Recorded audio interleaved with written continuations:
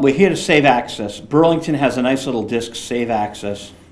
Yeah. You know? No, you got to fight for it. This is a right, I think, for people to have a local place to give their point of view, to celebrate who they are, the diversity of ideas. That's what local access is, and you've got to strengthen it. You've got to support it, and to me, it is the voice of democracy, really. And speaking of voices, who's this? I bet it's Frank Dello Stritto. Hello. Joe, Frank Dello Stritto, we ready to talk about movies? Yeah, calling in from Alaska. Thank you, man. I am. I have to run. All right, Ron. Great to say hi. How's Alaska now? Alaska is, I imagine it's always delightful, but if you're not used to the cold, this is the time to be here, because it's not all that bad. All right. Well, have a good show. I actually was the first guest. I'm heading out. Nice to meet you, and good luck. Thank you. All right, Joe. Thanks a lot. Thank you, Ron. Take care. Give me the mic. Oh, yeah. Hey, Frank, what are we talking about? My Beautiful Laundrette? We're talking about My Favorite Brunette. Almost. 1947, starring Bob Hope and Dorothy Lamour, as well as Peter Lorre and Lon Chaney. Oh, wow. So you got an all-star cast. Like so many of the movies you get, this is the late 1940s when the movie business was going through an upheaval, partially because taste changed during the war, partially because of television, partially because the movie companies were losing suits and antitrust. Things were kind of topsy-turvy. So a lot of movies made then, for various reasons, fell into the public domain. The owners of the copyrights never renewed them, either by confusion or whatever, and they've gotten into the public domain, and this is one of them. And also,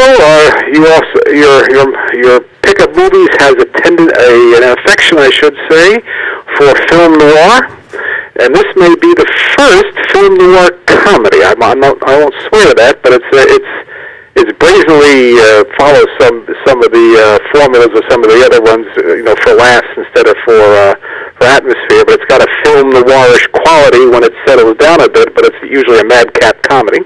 Film noir comedy. I've not heard that yet.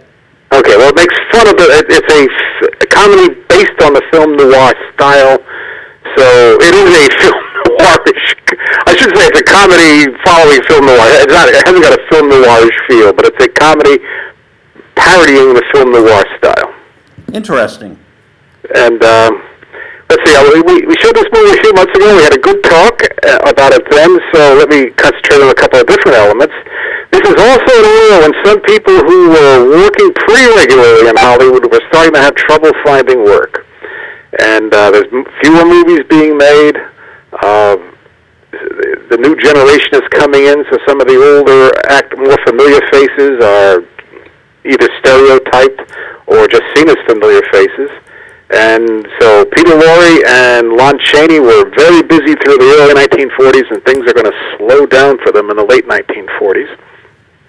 And a lot of the character actors who were so busy during the 30s and the war years have to start almost parodying their own stereotypes to keep busy.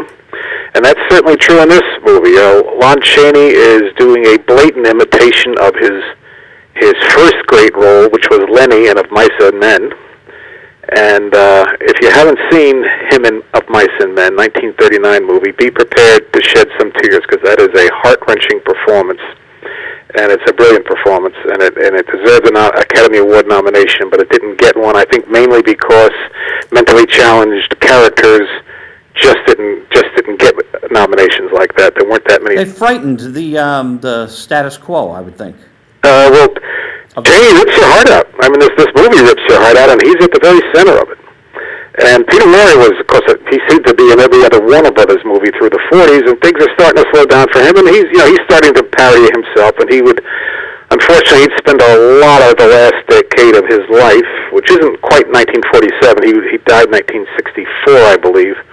And but most of the last decade or so of his life, he was making fun of his great role. So, in that sense, there's a certain sadness to it. But I will say both Chaney and Lorre throw their hearts into this movie, so they're giving the best performance they can, and they do a good job. I think the last time we talked about this movie, I was throwing a lot of praise to a character actor named Charles Dingle, who plays a major role in this, but of course he's not a known name, so he's way down on the cast list. But he's a very effective villain, as he always was. Let's see, but the one man who's not... 30 seconds left. Excuse me? 30 seconds left. 30 seconds. The one person who's not suffering at this time is Bob Hope, who's still riding high. He's still making Road to movies. He's about to make the first of his Pale-Face movies. And My Favorite Brunette was a sequel to My Favorite Blonde in a sense, and a prequel to My Favorite Spy in a sense. All of them did good business for him. And I guess we're about out of time. And we are. Frank, enjoy Alaska. I'll talk to you soon. Bye-bye. Show. Bye.